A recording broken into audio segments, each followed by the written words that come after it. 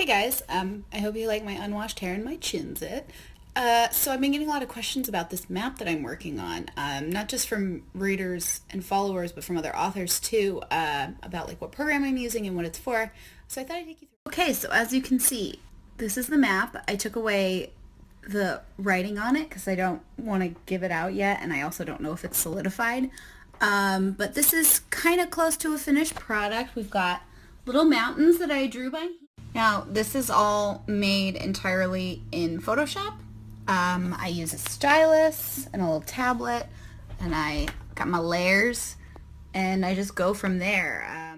Obviously, you start with the blank page, and as a reference point, I did an underlay of a flipped and twisted map of medieval Europe, North Africa, Asia, and the Indian subcontinent. And from there, when you build your landmass, you can kind of have an idea of biomes, geography, weather, where your temperature levels are going to be, and how that affects the people. That, by the way, is taken from one of my computer games. It's called Crusader Kings, and it's pretty intense. So over this, I drew somewhat of a landmass. It's not entirely detailed. The edges aren't that.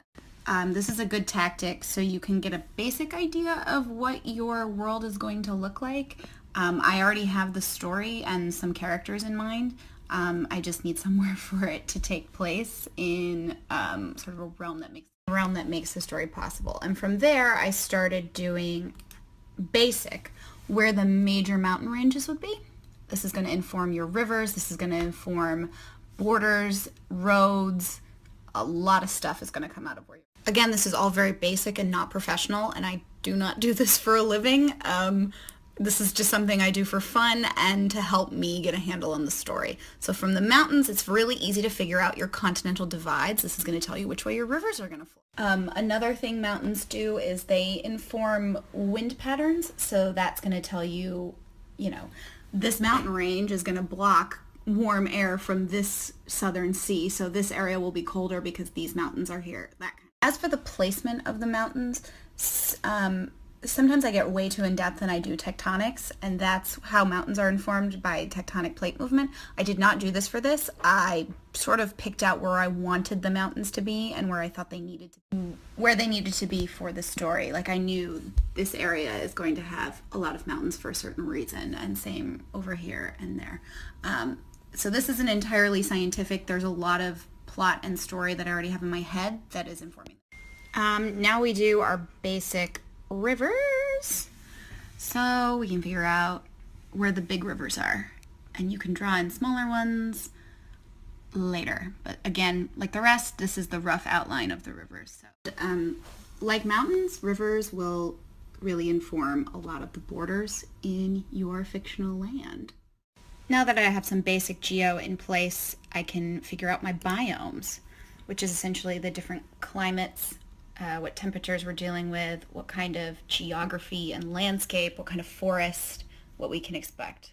For example, here we have temperate forest, some taiga, tundra, steppes, jungle, desert, jungle, grassland, all very, very basic and subject to a lot of change.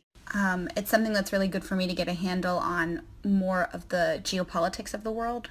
So, a country that's in the desert is going to be very different from a country that's in a temperate forest, and their resources will be different. The size of the countries will be different as well, not just in physical size, but in population. So a country, say this is a country of its own, it's much larger than something, say, that big, but they might not necessarily have as many people because it's the desert. So now that my basic geography was down, I went back in and detailed the coast. And when you detail, sometimes you add little things, a lot of fjords up here, so it's very craggy. Sometimes I would add in teeny tiny little islands. Now here's what the more detailed landmass drawn map looks like. And again, I drew this with a stylus and a tablet, very, very simple.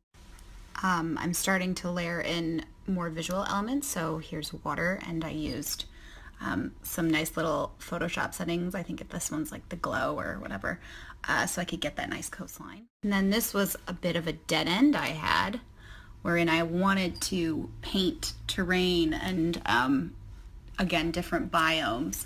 And I even did little snowy peaks on some of the mountains, and it was a real waste of my time. Let's get rid of you. You're useless. And then I did a base color with, again, some glow. I think it's called the glow.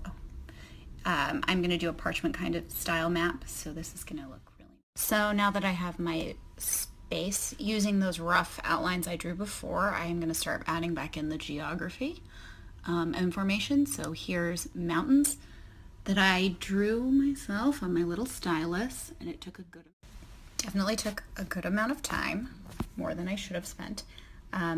Rivers, blah, blah, blah, and some lakes that I'm coloring in. From this stage, I went into another dead end wherein decided I could do forests. So first I colored and thought I'll just do this and we'll layer in some color. No. Then I hand drew some forests and added some color. Now this doesn't look that intense to begin with, but I was realizing as I was doing it, I was going to have to do forests here, here, here, here, here, all over the place. And I was simply not going to do that. As much as I love Tolkien maps and how they have their forest drawn in, I'm not going to do it. This map is on a grander scale. It's a bit bigger and it wouldn't make sense. So I'm not going to put myself through that nonsense. From here, now that I had my rivers, mountains, biomes in my head, I was able to infer where natural borders would occur between human kingdoms. So I did a rough outline of that. I can't show it to you because it has names written in. Once I had my borders solidified to a place where I was happy, I drew them in somewhat of a mappish style. So they're sort of like that. Again, this isn't going to be professional on any level. Now the next three ideas, they all sort of inform each other, so you can build them together. I originally just went with cities first. See my city dots. And some of them look randomly placed and some of them a lot of the cities are informed by natural formations. For example, this guy, this is a pretty big river. It connects to a lot of things. Obviously, there'd be a city at this delta and in this nice natural little harbor that's sort of phallic. Whereas some cities, like this guy, which would be in the middle of a desert, have story value to me, and I want them there for a reason. Followed by this is one of my favorite parts of map making, starting to connect all these places. So here's my road system. So you try and connect major cities, work along what would be naturally occurring routes that seem easy compared to geography. So, this desert road is obviously going to follow the river really closely because you're not going to stray off into the sand. Another thing about roads is they can sometimes inform city placement. So there's going to be a city there. There's going to be a city there because it's a crossroads, and cities prop up along crossroads. And as you notice, the bigger cities have lots of crossroads around them. Similar to roads would be our sea lanes or shipping lanes. I really like doing this because I figure out where a lot of sea traffic is going to be, which means there's going to be a lot of money in those areas. So this area is a lot busier than the neighbors up here. Largely because of these people who live here. But I can't tell you about that much. One of my favorite countries is this island situation. This is very, very basic. It looks basic, but it works for me. Something to make it look a little more professional is I did a parchment layer. Super easy, and it looks a lot more real, at least to me. And part of this is almost like role-playing. This is helping me get into character and get into the story because I can imagine characters holding this map and reading from it or using it or adding to it. So that's where I am with the map a bit. Now I'm starting to fill in the names. I have all the countries down and I'm figuring out the names of rivers, mountains, areas, cities, and trying to fit that into the culture of each specific kingdom. I'm using my handy-dandy Scrivener research tabs and basically just doing tables with each country and what is in each country. And when I'm happy with the way things are looking, I think everything sort of fits together, then I'll put them on the map. Hopefully that was informative. I know it's long, and I'm sorry. But yeah, that's what I've been working on for now. There's nothing, I don't think there's anything behind me that you guys can't see anymore. It's all gone, it's all taken down. One thing I want to make clear, this is what works for me. I have learned this method through lots of trial and error and lots of cannibalizing methods from way more talented cartographers. I use some Reddit resources, which I will put right here. And I think that's pretty much it for me for now. This was probably my longest Instagram story of all time. My stomach is literally rumbling, and I'm going to go have lunch.